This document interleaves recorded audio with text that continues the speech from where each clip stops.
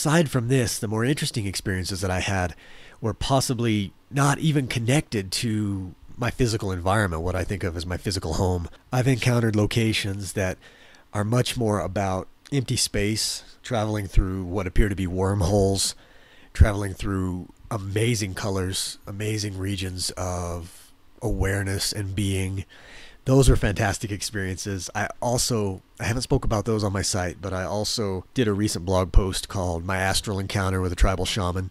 That was another fantastic experience where I encountered a holistic type individual, Native American on the Great American Plains, probably about 140, 100 to 160 years ago by estimation. And that was just a phenomenal encounter. But primarily in this podcast, instead of delving into even more specifics on those, because that information is all contained in my blog, I want to talk a little bit more about what you may be thinking as you're listening to this. Well, what good is this? What is this? What can this do for me? How can this help me? How can this be a benefit in my life? How can this benefit me if I were to try this? I think I can best answer those questions by speaking about how it's changed my life and provided a different perspective. I now have, beyond a shadow of a doubt, an understanding of what I feel it will be like when I make the death transition. When I move beyond my physical body, I feel like I have encountered the states that I will be coming into contact with again once I make that transition. It has eased my fear of death to the point that I have no concern over that any longer. I have a lot of concerns over things in this life, but I do not I do not feel any concerns for the death experience any longer. It's also answered my questions about consciousness in a lot of ways. I would have to say that it has propelled me farther and faster down the path I am currently on. Out-of-body experience is just like a rocket that I feel like I'm riding when I'm in the out-of-body state. I also feel like I've been on a rocket in my life in the last few years ever since coming across this information. It has opened up doors for me that I was never even aware existed. It's brought things into my life that I'm very appreciative of. It's brought opportunities. I've learned so much.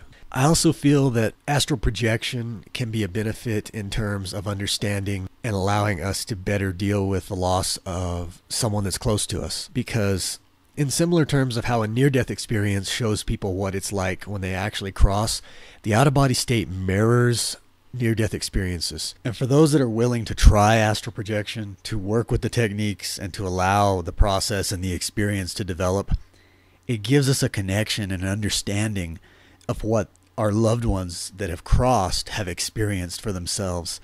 Because I think primarily a lot of the issues and the fear where it comes from about the subject of death is not necessarily the process. It's those of us that are left behind, or that we feel that we've been left behind. We wonder, are they okay? The ones that have crossed over, where are they at? Is the environment that they're in safe?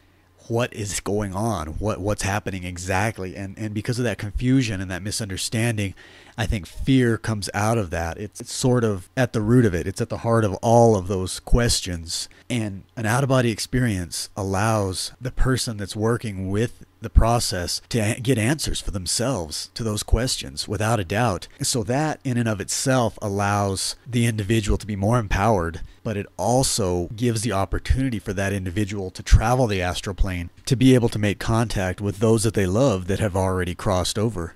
Some people, when they first start tinkering around with out-of-body experiences and have a little bit of interest in them, wanting to try them, wanting to experiment, they become concerned about possession and, something possessing the physical vehicle that they're using while they're out of it.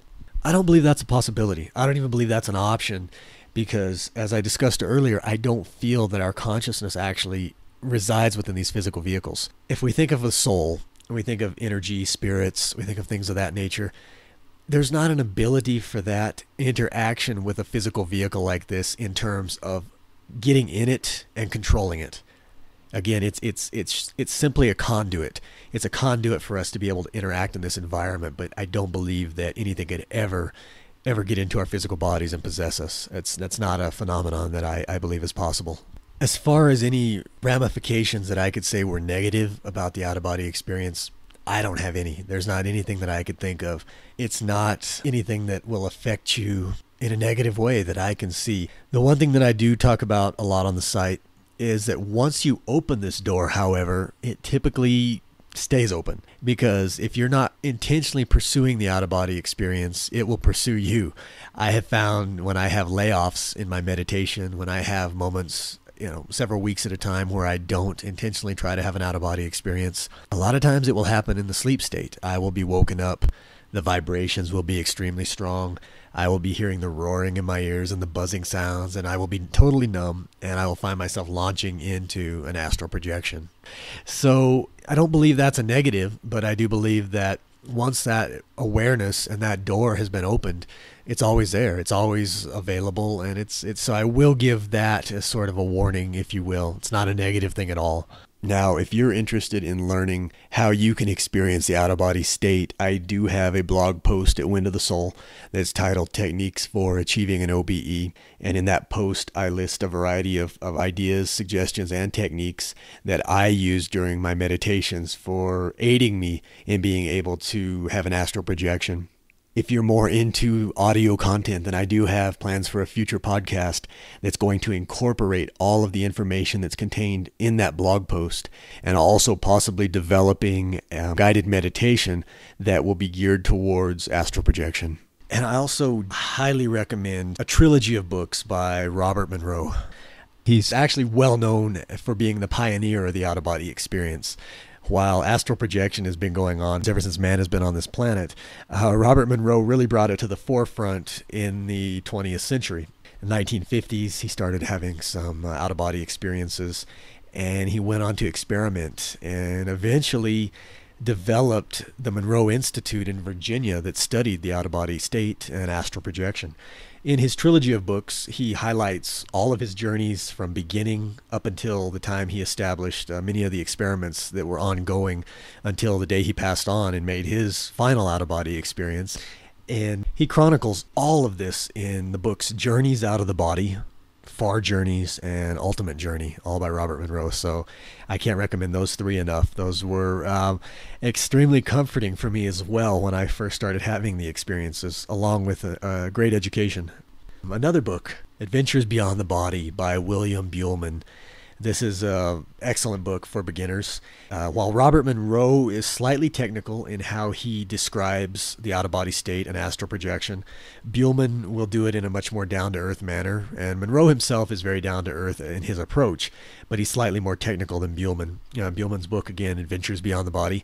And I also highly recommend a book by Robert Peterson, and that book is called Out-of-Body Experiences, How to Have Them and What to Expect. And Robert's book is fantastic with regards to giving some initial groundwork for a beginner, some techniques on how to start working with it, either in the meditative state or during the twilight zone, again, that I spoke of earlier. And that does it for this second Wind of the Soul podcast. I'd like to thank you for taking the time to listen to this recording. If you have any comments, feedback, any questions, anything at all, feel free to contact me at windofthesoul@yahoo.com. And as always, you're more than welcome to give me feedback over the phone. You can always call me at 505-489-2788. Until next time, have a great week.